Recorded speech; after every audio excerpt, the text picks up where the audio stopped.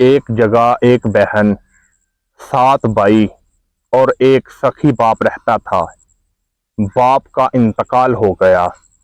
باپ کے انتقال کے بعد ساتوں کے ساتوں بھائی بہن پر ظلم کرتے رہے، نہ ہی وہ کوئی کام کرتے تھے، ہر وقت بہن کو ستاتے رہتے۔ ان کی بہن اللہ کو ماننے والی، اللہ کی عبادت کرنے والی تھی، اور ان کا باپ بھی ایک سخی تھا۔ وہ ساتوں کے ساتوں بھائی صبح گھر سے نکلتے اور کام پر چلے جاتے، اور جب واپس آتے تو بہن نے کچھ نہ پکایا ہوتا تو بہن کو آ کر کہتے، تم نے کھانا کیوں نہیں بنایا؟ وہ کہنے لگی کہ تم 7 بھائی ہو اور میں تمہاری ایک بہن ہوں، تم لوگ مجھ پر ظلم اور زیادتی کیوں کرتے ہو؟ نہ ہی تم مجھے سامان لا کر دیتے ہو اور کہتے ہو کہ مجھے کھانا بنا کر دو۔ آہستہ آہستہ یہ سلسلہ چلتا رہا۔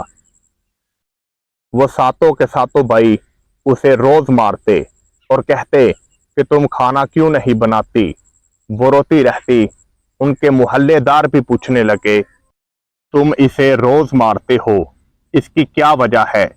وہ ساتوں کے ساتوں بھائی کہنے لگے، تم ہمارے گھر میں کیوں دخل اندازی کر رہے ہو؟ یہ ہماری بہن ہے۔ آخر کار آہستہ آہستہ وقت گزرتا رہا۔ ایک دن ایسا ہوا کہ ان کی بہن قریب ہی ایک کنویں پر پانی بھرنے کے لیے گئی۔ جب وہ وہاں پہنچی تو وہ رو رہی تھی اور سوچ رہی تھی کہ میرا باپ اس دنیا میں چلا گیا، میں یتیم ہوں، نہ ہی میری ماں ہے، اور یہ 7 میرے سوتیلے بھائی ہیں جو روز مجھے مارتے ہیں اور زبردستی کرتے ہیں۔ وہ دکھیا بہن پانی بھر کر گھر کو واپس لوٹ رہی تھی۔ جیسے ہی وہ راستے میں پہنچی تو ایک اللہ والے نے کہا، بیٹی میں پیاسا ہوں، مجھے پانی پلاؤ۔ اس دکھیا بہن نے اس اللہ والے کو پانی پلایا، اور پانی پینے کے بعد اس اللہ والے نے دیکھا کہ اس کی آنکھوں میں آنسو جاری ہیں۔ اس نے پوچھا، بیٹی کیا بات ہے؟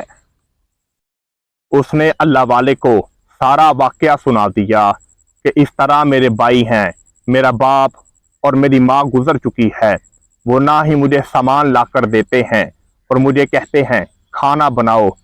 اس اللہ والے نے اس کو ایک جوتا دیا اور کہا، بیٹی اس جوتے سے چاہو جو مرضی کام لے لو۔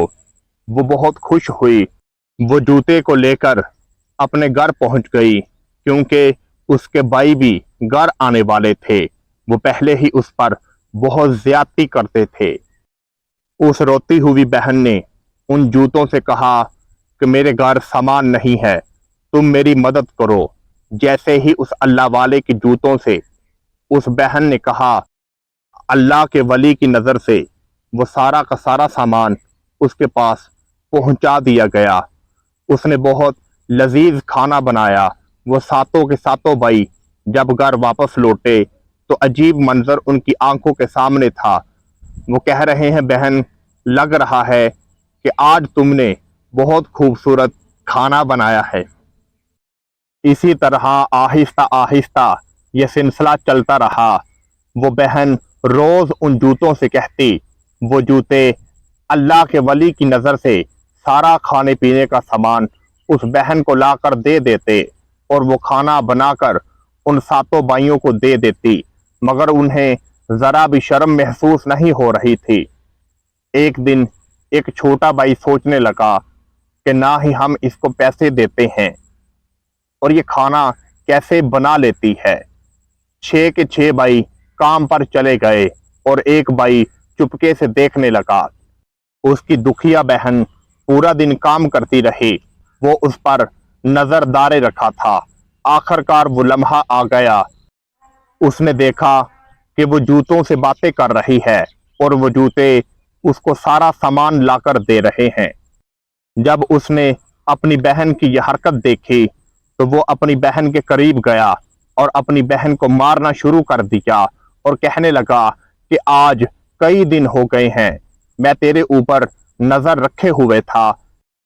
وہ اپنے ساتوں کے ساتوں بھائیوں کو इकट्ठा कर लाया और उन्हें सारा वाकया माजरा सुनाया कि इस तरह ये जूते से बातें करती है और हमें धोखा दे रही थी। उन सातों के सातों ने फिर उस बहन पर जुल्म किया और वो रोने लगी और उस अल्लाह के नेक बंदे को पुकारने लगी, मगर अल्लाह वाले उसकी खबर लेने के लिए ना पहुंचे और वो जूते वहां से गायब हो गए। ये मंजर देखकर उन्होंने अपनी बहन के ऊपर और जुल्म करना शुरू कर दिया और वो एक करीब जादूगर के पास गए और कहा कि हमारी बहन के पास एक जूता था, वो जूते से सारे के सारे काम लिया करती थी। उस जादूगर ने सारा वाकया सुनाया कि इस तरह उसे एक अल्लाह के नेक बंदे ने वो जूता दिया था।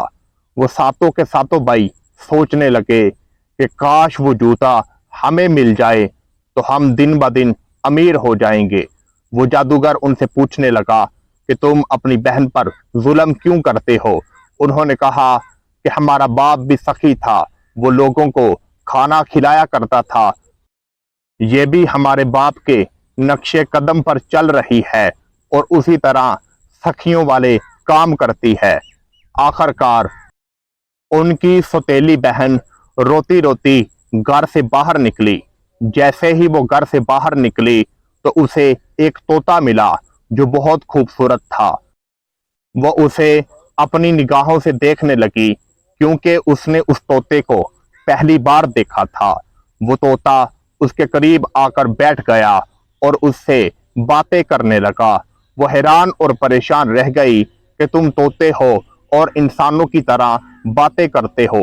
उसने कहा कि ये जुबान मेरे रब ने मुझे अता की है और तुम एक नेक और अच्छी औरत हो, इसलिए मैं नेक लोगों को पसंद करता हूँ। और वो उस तोते को लेकर घर वापस लौट आई। उस भाइयों ने उस पर फिर जुल्म और सितम करना शुरू कर दिया और वो कहने लगे कि उस बाबा को आवाज दो, मुझे वो जूता हर सूरत में चाहिए।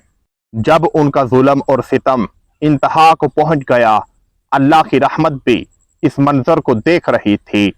उनका छोटा भाई उस जादूगर को बुलाने चला गया।